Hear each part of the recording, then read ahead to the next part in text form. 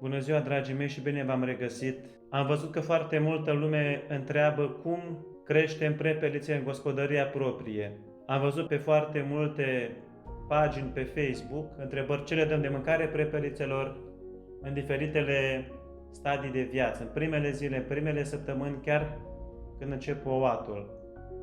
Mi-am propus să fac o scurtă serie de clipuri în care vă prezint cum pun eu la incubat ouăle de prepeliță, cum cresc puișorii în primele zile de viață, ce le ofer eu ca hrană la început și mai apoi până vor crește mari și chiar până prepelițele vor începe ouatul. Astăzi vreau să vă prezint pentru început cum pun la incubat ouăle de prepeliță. Am aici un incubator simplu, incubator Cleo 5, fără afișaj digital, fără întoarcere automată, în care producătorul scrie că încap aproximativ 150 de ouă de prepeliță.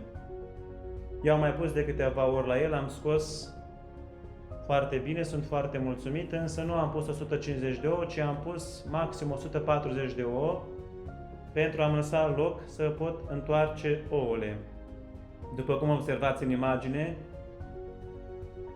eu țin ouăle pentru incubat în caserole, pentru asta în poziție verticală. Am citit și eu pe mai multe site-uri aceste recomandări. Am păstrat ouăle 2 zile, le-am întors și dimineața și seara. Așa este indicat, așa este recomandat, așa am procedat și eu. Și acum urmează să le așez în incubator. Primul pas pe care îl voi face este să deschidem incubatorul.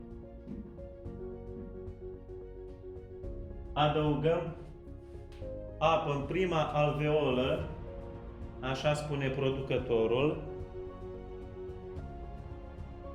Se adaugă apă în ultima alveolă, abia cu 2 zile înainte de a crăpa ușoarele. Pentru început adăugăm apă doar aici. Am pus acum la început pentru că mi este mai ușor, apoi îmi va fi mai greu să adaug apă. A ieșit și soarele, se pare. Și în continuare voi lua rând pe rând fiecare caserolă, voi desface elasticul și voi începe să așez ouăle în incubator.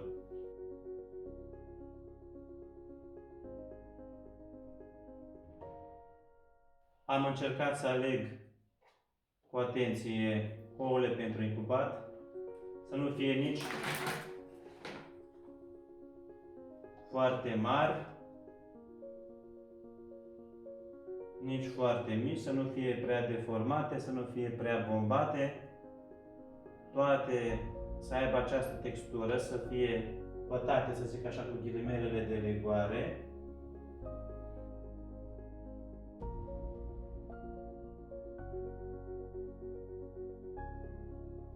Să nu le spălați, nu le ștergeți, lăsați-le așa, să fie cât mai naturale.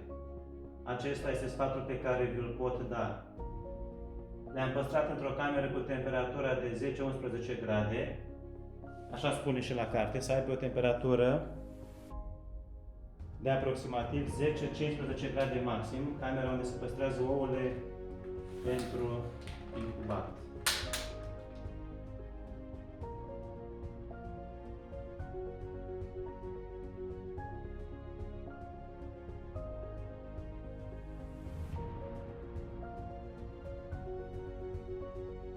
Cam așa arată, dragii mei, ușoarele pregătite pentru incubare. Eu mi-am făcut datoria, le-am așezat cât de bine am putut. Am încercat să las puțin loc între ele pentru a le putea întoarce.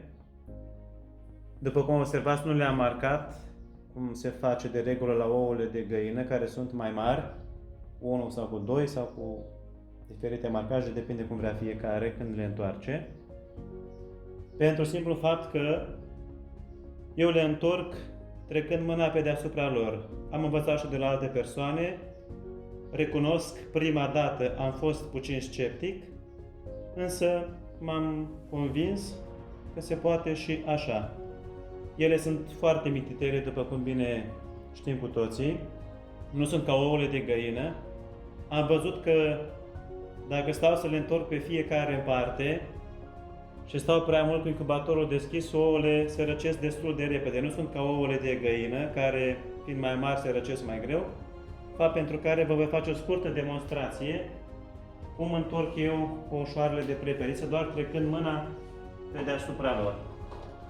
Doar așa trec mâna pe deasupra lor. Observați cu atenție, le se mișcă, schimbă poziția. Acum depinde și de îndemânarea fiecăruia. Uitați de ce spuneam că a lăsat puțin loc. Practic le trag pe acestea așa aici, pe acestea așa încoace și așa mai departe. Eu așa am procedat, am fost foarte mulțumit de rezultate. Acum știu că părerile sunt împărțite. Fiecare procedează cum crede că este mai bine. Unii v-am spus, fac semne 1-2 sau cu 2 liniuțe și o liniuță și așa mai departe. Eu așa procedez, așa vă arăt și dumneavoastră. De acum încolo lăsăm pe Dumnezeu să-și facă treaba mai departe. Eu, cum v-am spus la început, pun apă aici, în prima alveolă, în cea din mijloc, în primele 14 zile, pentru că ouăle de prepeliță vor incuba timp de 16 zile, iar în ultimele 2 zile nu le mai întoarcem, de asemenea, în primele 2 zile nu le întoarcem, ca și la ouăle de găină și la alte păsări. Primele 2 zile și ultimele 2 zile nu se întorc ouăle, iar în ultimele 2 zile adăugăm apă și în cea de-a doua alveolă, plus chiar se pot stropi ușor. Vă voi arăta atunci, la momentul cuvenit, ce voi face eu mai departe. Până atunci să ne rugăm ca ouăle să eclozioneze în număr cât mai mare. Așa procedez eu când pun la incubat ouăle pentru prepeliță. Sper că v-au fost utile aceste sfaturi. Până data viitoare, să ne vedem cu bine!